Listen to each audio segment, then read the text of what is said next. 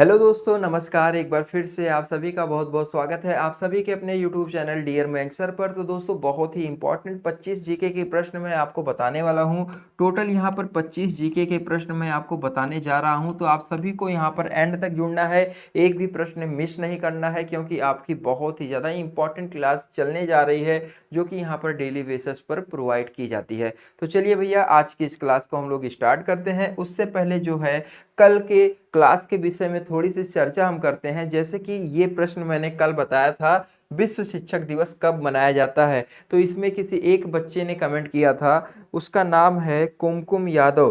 भैया, कुमकुम यादव जी का कहना है, सर टीचर्स डे तो 5 सितंबर को मनाया जाता है। तो जी हाँ, आप बिल्कुल अपनी जगह सही हैं। लेकिन यदि आपने ये प्रश्न मैं ध्यान से देखा होता, तो मैंने उसमें ये भी बताया था कि 5 सितंबर को राष्ट्रीय शिक्षक दिवस मनाया जाता है। राष्ट्रीय शिक्षक दिवस का मतलब हो गया, अपने भारत में जो है शिक्षक दिवस 5 सितंबर को मनाया जाता है। लेकिन विश्व की बात करें, पूरा वर्ल्ड मतलब पूरा संसार शिक्षक दिवस कब मनाता है?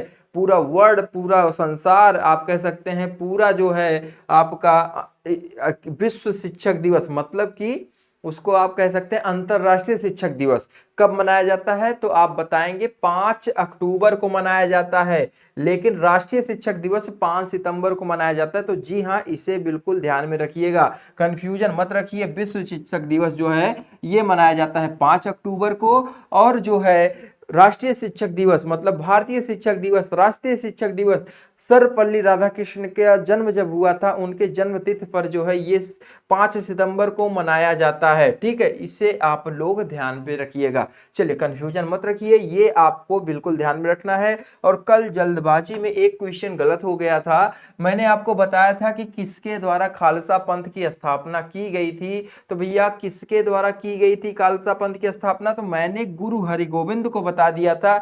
ऐसे आपसे बात करते करते ऐसे टिक लगा दिया था। तो ये भैया गलत है, क्योंकि आपके खालसा पंथ की स्थापना जो किए थे उनका नाम है गुरु गोविंद सिंह। क्या भैया? गुरु गोविंद सिंह जो है ये खालसा पंथ की स्थापना इन्होंने की थी। ये चीज आप लोग ध्यान में रखिएगा। और सन 1699 ईस्वी में इन्होंने खालसा पंथ की स्थापना की थी। चलिए, अब बिना किसी देरी के आज के इस क्लास को, आज के इस सेशन को हम लोग स्टार्ट करते हैं। बहुत ही इंपॉर्टेंट 25 प्रश्नों की आज की ये क्लास होने वाली है। तो आप सभी लोग यहाँ पर एंड तक जुड़े रहें। कल के जो कुछ प्रश्न थे, इंपॉर्टेंट थे, गलत हो गए थे, कुछ कंफ्यूजन भी थे, तो वो आपके यहाँ पर दूर हो चुके हैं। एक क्वेश्चन बस गलत हुआ था, बाकी के सब सही हैं। तीसरे क्वेश्चन में आपको थोड़ा सा कंफ्यूजन था, तो उसको भी कंफर्म कर लीजिए। चलिए, आपका अगला प्रश्न आप सभी के सामने आ चुका है, जो कि इस क्लास का पहला प्रश्न है। आप सभी लोग बताइए कि विटामिन सी की कमी से होने वाला रोग है जो कौन सा है? पेलाग्रा रोग है, वेरी वेरी है, या आपका ऑस्टियोमैलेशिया है, या स्कर्वी रोग है भैया? तो मेरे भाई, यहाँ पर आपको ध्यान में रखना है, यदि आपके शरीर में विटामिन सी की कमी हो जाएगी तो आपको स्कर्वी मतलब सूखा रोग हो जाएगा। यहाँ पर बिल्कुल राइट कर लीजिए मेरे भाई, ऑप्शन नंबर आपका डी वाला बिल्कुल करेक्ट हो जाएगा। यदि आपके शरीर में विटामिन सी की कमी हो जाएगी तो आपके त्वचा पर जो है बहुत ज्यादा प्रभाव पड़ेगा। जैसे कि आपके त्वचा पर, जैसे मान लीजिए कोई ऐसे नाखून मार देगा ना, तो खरोच का निशान बनने लगेगा। आपके त्वचा पर जो है चत्ते चत्ते धब्बे पड़ने लगेंगे। मतलब ये त्वचा से संबंधित रोग होता है विटामिन सी की यदि अत्यधिक कमी हो जाए। और विटामिन सी आपको किस में मिलेगा? मौसमी के जूस में, संतरे में मिलेगा, आंवले में मिलेगा, सब मिलाकर खट्टे फलों में आपको विटामिन सी मिलेगा। ठीक है, इसे आप लोग ध्यान में रखिएगा। चलिए, अगला प्रश्न आप सभी के सामने है, सतत विकास लक्ष्यों को प्राप्त करने हेतु संयुक्त राष्ट्र द्वारा कौन सी अवधि निर्धारित की गई है? भैया, सतत विकास लक्ष्यों को प्राप्त करने के लिए जो संयुक्त राष्ट्र द्वारा अवधि निर्धारित की गई है, वो अवधि है मेरे भाई, यहाँ पर ध्यान से देखिए, 2016 से लेकर 2030। 2016 से लेकर 2030 मेरे जितने भी भाइयों ने बताया है बिल्कुल करेक्ट हो जाएंगे। ठीक है, यहाँ पर आप सभी लोग भी टिक कर लीजिए। स्कर्वी रोग विटामिन सी की कमी से होता है। उसी के साथ हम लोग अगले प्रश्न की तरफ बढ़ते हैं।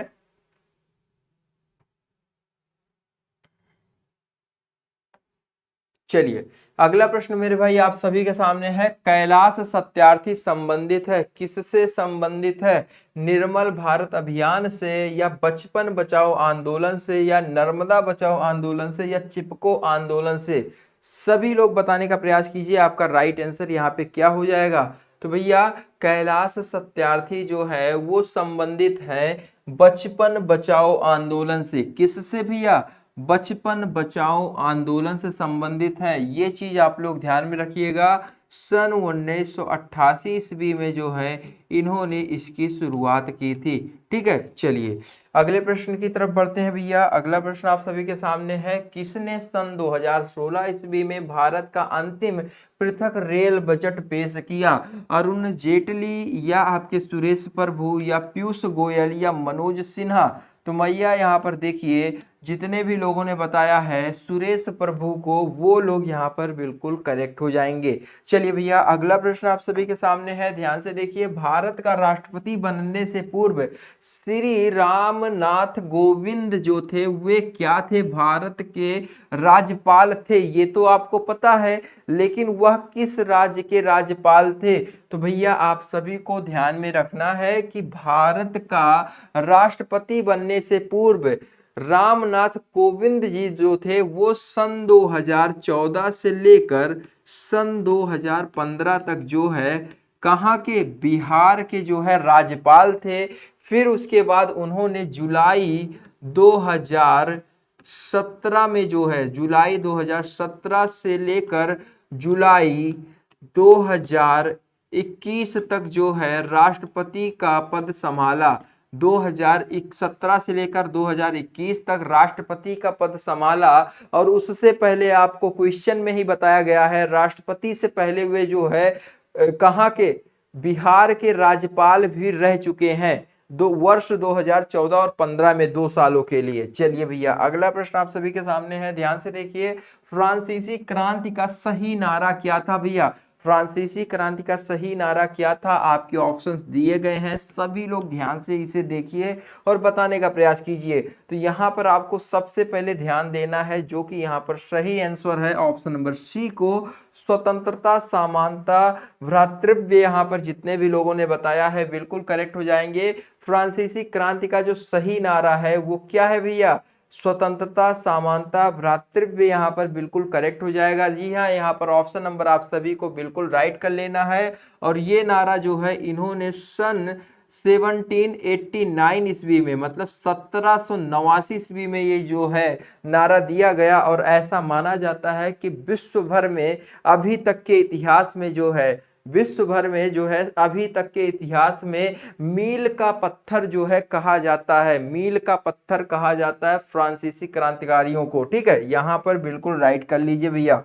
अगला प्रश्न आप सभी के सामने है, ध्यान से देखिए। निम्न में से किस खिलाड़ी ने रियो पैरालंपिक्स 2016 में ऊंची कूद में स्वर्ण पदक जीता? आपके ऑप्शंस दिए गए हैं भैया, शरद कुमार, मुरलीकांत केटकर, वरुण सिंह भाटी, या मरियप्पन थंगावेलु? तो भैया यहाँ पर ऑप्शन नंबर डी को आपको टिक कर लेना है। और इनकी उम्र मात्र 21 वर्ष उस समय थी। उस समय इनकी उम्र मात्र 21 वर्ष थी। और आपको ध्यान में रखना है 2016 में ऊंची कूद में स्वर्ण पदक जीतने वाला ये खिलाड़ी है। बिल्कुल राइट कर लीजिए। अगला प्रश्न आप सभी के सामने है, ध्यान से देखिए। न्यायमूर्ति दलवीर भंडारी चर्चा में रहे, इसका रीजन क्या था भैया? इलाहाबाद उच्च न्यायालय के मुख्य न्यायाधीश बने, या इनमें से कोई नहीं, या नेशनल जुडिशियल कमीशन के सदस्य बने, या भैया इंटरनेशनल कोर्ट ऑफ जस्टिस के लिए पुनः निर्वाचित हुए थे? तो जी हाँ भैया, यहाँ पर ऑप्शन नंबर जितने भी हमारे दोस्तों ने डी को चुना है बिल्कुल राइट हो जाएंगे आप सभी लोग। चलिए अगला प्रश्न आप सभी के सामने है, यहां पर आपको बताना है डॉट डॉट डॉट को भारत को सबसे पुराना ग्रंथ माना जाता है। सबसे पुराना ग्रंथ, सर्वाधिक पुराना ग्रंथ जो है किसे माना जाता है? भैया न्याय की बात करें तो ये जो न्याय ग्रंथ है ये गौतम के द्वारा रचित है। किसके द्वारा लिखा गया है? गौतम के द्वारा रचित है। रामायण तो सभी लोग जानते हैं भैया, रामायण तो सभी लोग जानते हैं। ये जो है वाल्मीकि रामायण जो है आप सभी को पता होना चाहिए। और मेरे भाई यहाँ पर यदि मैं बात करूं गीता की, तो गीता को किसने लिखा है?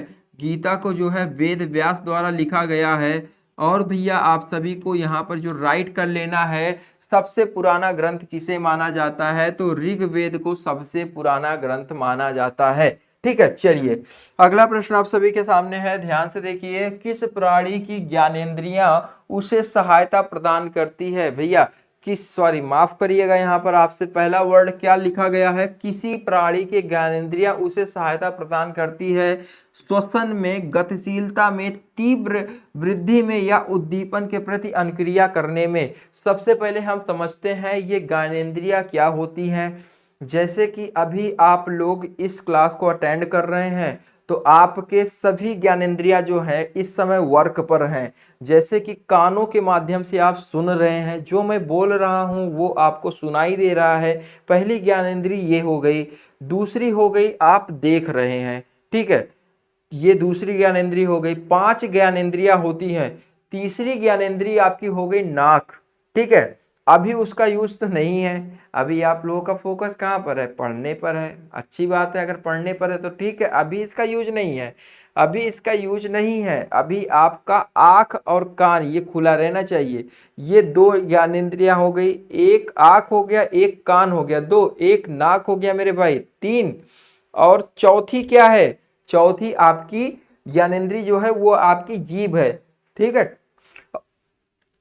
चौथी क्या है? जीभ है। और 5वीं जो है सबसे बड़ी ज्ञानेंद्री, जो कि पूरे शरीर को एक प्रकार से लेमिनेट करके रखी है, वो है आपकी त्वचा। तो ये सब क्या है मेरे भाई? किसी प्राणी की ज्ञानेंद्रिया उसे किस चीज में सहायता प्रदान करती है? उद्दीपन के प्रति अनुक्रिया करने में, उद्दीपन के प्रति अनुक्रिया करने में। जैसे कि अनुक्रिया किस प्रकार करेगी? हर ज्ञानेंद्रिय का अपना अलग अलग कार्य होता है। जैसे मान लीजिए आपको जैसे कोई टच करता है, तो आपको फील होता है कि आपको किसी ने टच किया, या कहीं आपको चोट लगती है, चोट लगती है तो ये त्वचा, ये ज्ञानेंद्रिय आपके माइंड तक वो सूचना पहुंचाती है। वैसे आपकी एक ज्ञानेंद्रिय आंख है, इससे आप देखने का काम करते हैं। जीभ है, इससे आपको स्वाद का पता चलता है। और कान है, सुनने के काम आता है। नाक है, सूंघने के काम आता है मेरे भाई। तो ये सब ज्ञानेंद्रियां हैं जो कि आप यदि किताबी भाषा में कहेंगे तो उद्दीपन के प्रति अनुक्रिया करने में सहायता प्रदान करती हैं। ठीक है, चलिए अगला प्रश्न आप सभी के सामने है भैया, ध्यान से देखिए, बताने का प्रयास कीजिए। भारत में हरित क्रांति का जनक माना जाता है, किसे माना जाता है? डॉक्टर वर्गीज कुरियन को, इनमें से कोई नहीं, MS स्वामीनाथन को, या CD देशमुख को। तो भैया यहाँ पर यदि मैं बात करूं हरित क्रांति का जनक किसे माना जाता है, हरित क्रांति का जनक किसे माना जाता है? तो भैया MS स्वामीनाथन। जितने भी मेरे दोस्तों ने बताया है बिल्कुल करेक्ट हो जाएंगे आप सभी लोग। चलिए अगला प्रश्न आप सभी के सामने है। जस्टिन ट्रूडो, जिन्होंने फरवरी 2018 में भारत की यात्रा की, प्रधानमंत्री हैं, बताइए कहाँ के प्रधानमंत्री हैं? आप सभी के ऑप्शंस दिए गए हैं, बताने का प्रयास कीजिए।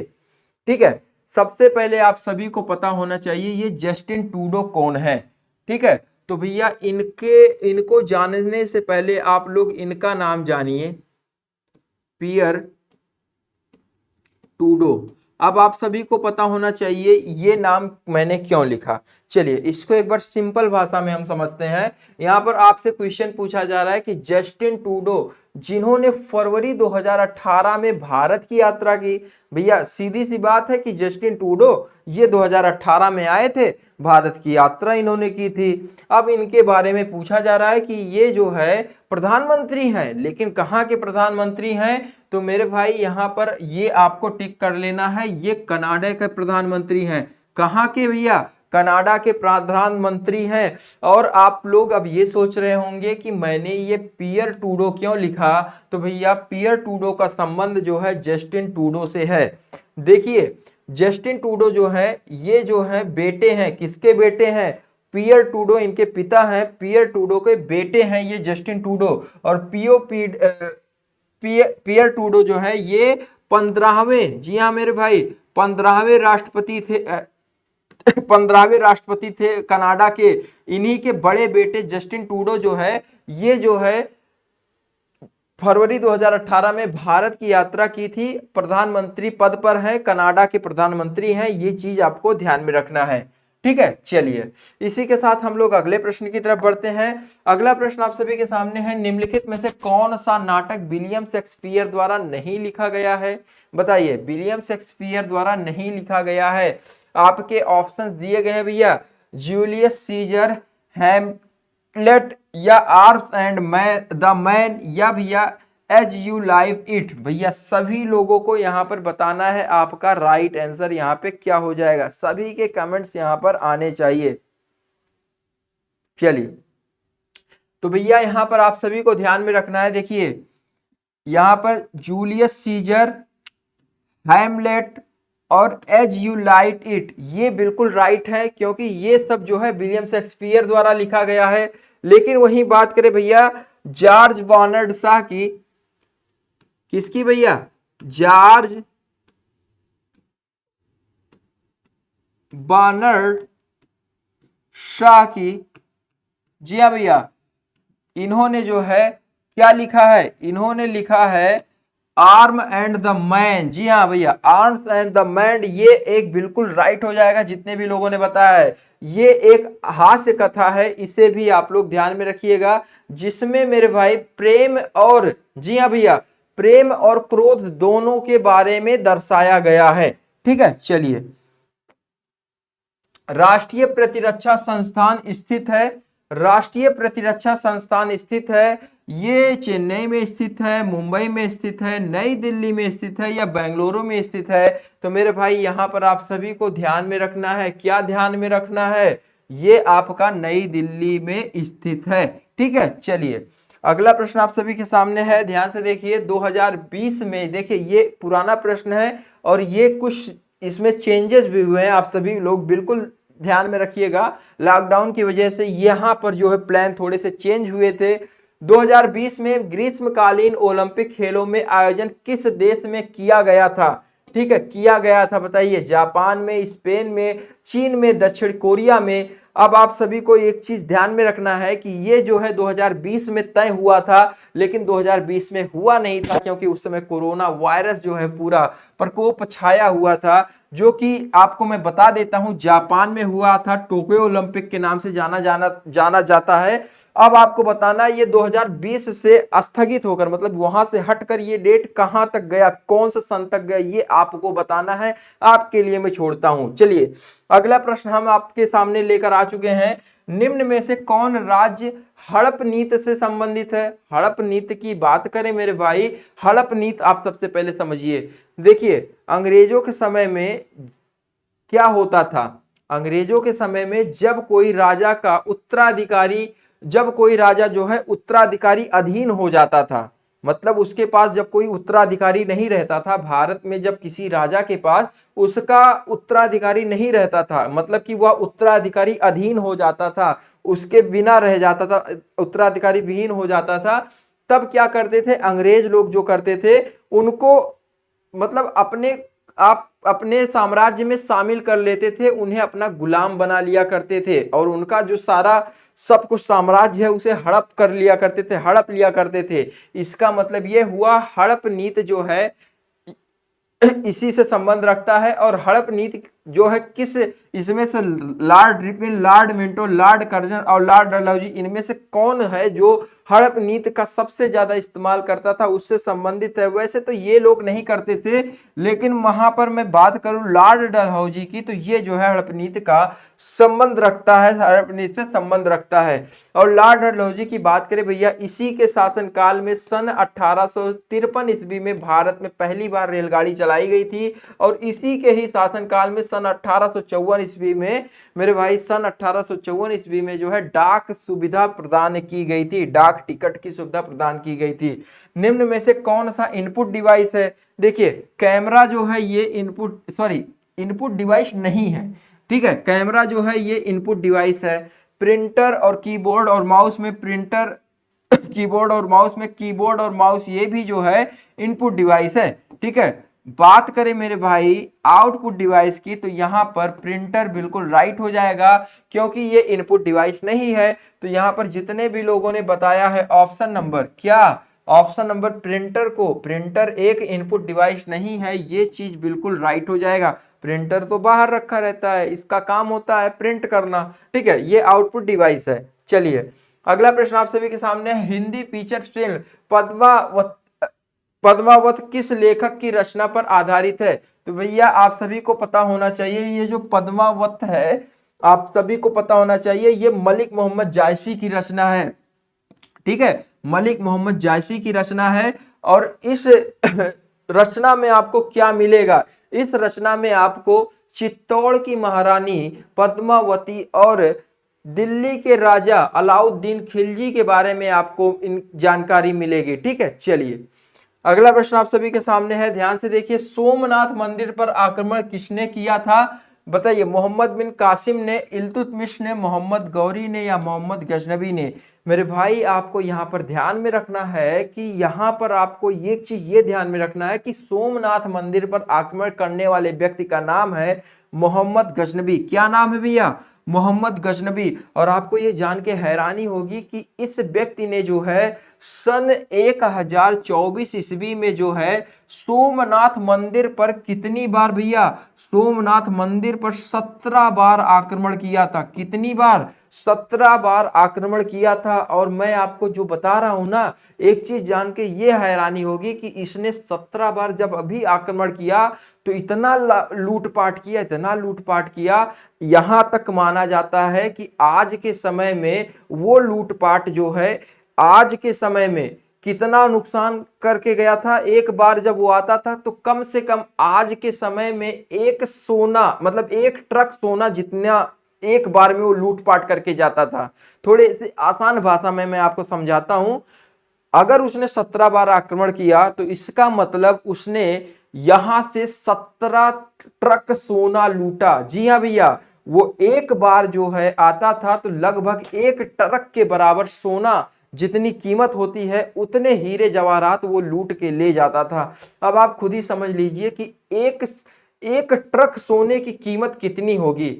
हमें नहीं लगता कि आप लोग इतना भी नहीं जानते होंगे। एक नॉर्मल सा व्यक्ति कोई एक चैन या कुछ हल्का सा पहन ले तो उसकी कीमत कुछ होती है, ठीक है, कोई कुछ तो होती है कि वो एक पोजीशन पे मतलब आपको दिखाता है। लेकिन आप सभी को पता होना चाहिए कि इतना जो है 17 बार 17 ट्रक सोना लूटना कितनी बड़ी बात है, ठीक है। इस प्रकार से आप समझ सकते हैं कि भारत को सोने का चिड़िया क्यों कहा जाता था, ठीक है। चलिए अगला प्रश्न आप सभी के सामने है, ध्यान से देखिए भैया। अगला प्रश्न आप सभी के सामने है, सांख्य दर्शन का प्रतिपादन किसे माना जाता है? पतंजलि को, वाल्मीकि को, कपिल को या गौतम को? तो भैया कपिल को यहां पर टिक कर लीजिए। चलिए अगला प्रश्न आप सभी के सामने है, प्रसिद्ध पुस्तक property and un-British rule of India के लेखक कौन है? अनब्रिटिश रूल ऑफ इंडिया के लेखक कौन है? दादा भाई नौरोजी, इनमें से कोई नहीं, महात्मा गांधी या गोपाल कृष्ण गोखले? सभी लोग बताइए आपका राइट आंसर क्या हो जाएगा। तो भैया दादा भाई नौरोजी, जितने भी लोगों ने बताया है बिल्कुल करेक्ट हो जाएंगे। दादा भाई नौरोजी जितने भी लोगों ने बताया है बिल्कुल करेक्ट हो जाएंगे, ठीक है। चलिए चलिए फटाफट बढ़ते हैं हम लोग अपने अगले प्रश्न की तरफ। अगला प्रश्न आप सभी के सामने है, निम्न में से कौन प्रसिद्ध हिंदी पत्रिका सरस्वती के संपादक रहे हैं? आपके ऑप्शंस हैं भैया, यहां पर आपको पता होना चाहिए जो सरस्वती पत्रिका है इसका संपादन शुरू हुआ सन 1900 ईस्वी में। कब शुरू हुआ? सन 1900 ईस्वी में शुरू हुआ। और सन 1903 ईस्वी में इसके संपादक कौन रहे? इसके संपादक महावीर प्रसाद द्विवेदी जी रहे। और आपको पता होना चाहिए कि इस पद पर इन्होंने सन 1903 से लेकर सन 1920 ईस्वी तक कार्य किया। बिल्कुल करेक्ट कर लीजिए ऑप्शन नंबर बी को। जिन्होंने यहां पर बताया है हिंदी पत्रिका सरस्वती के संपादक रहे हैं महावीर प्रसाद द्विवेदी, बिल्कुल राइट कर लीजिए। अगला प्रश्न आप सभी के सामने है, बताने का प्रयास कीजिए।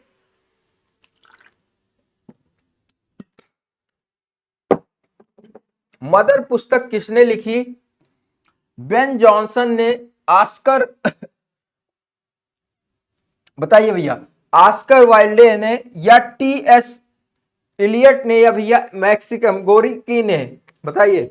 तो भैया यहां पर ऑप्शन नंबर बिल्कुल करेक्ट कर लीजिए, ठीक है। ऑप्शन नंबर डी जितने भी लोगों ने बताया है बिल्कुल करेक्ट कर लीजिए। मदर पुस्तक जो है इनके द्वारा लिखी गई है, ठीक है। मैक्सिम गोर्की ने यहां पर बिल्कुल राइट कर लीजिए, ठीक है। ये फ्रांस से रिलेट करती हैं। चलिए अगला प्रश्न आप सभी के सामने है, बहुत ही ज्यादा मस्ट है। जीएसटी भारत में लागू किया गया, जिसे हम लोग वस्तु एवं सेवा कर के नाम से जानते हैं।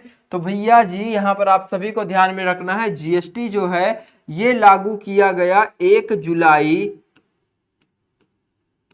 सन 2017। यहां पर पहला वाला ही ऑप्शन बिल्कुल करेक्ट हो जाएगा।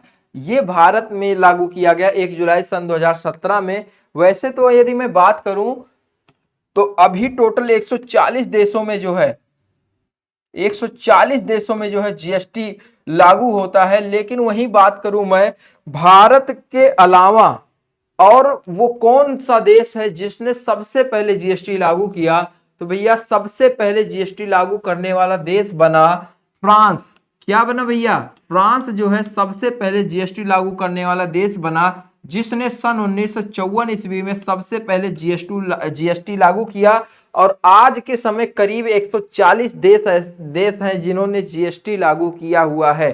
तो इसे भी आप लोग ध्यान में रखिएगा, सबसे पहले फ्रांस ने सन 1954 ईस्वी में जीएसटी लागू किया। चलिए इसी के साथ आज की इस क्लास को हम लोग यहीं पर समाप्त करते हैं। और आपको आज की क्लास कैसी लगी कमेंट बॉक्स में जरूर बताएं। चैनल पर यदि नए हैं तो चैनल को सब्सक्राइब करना बिल्कुल भी ना भूलिएगा। धन्यवाद दोस्तों, Jai Hind, Jai Bharat, take care, good night. ठीक है, धन्यवाद।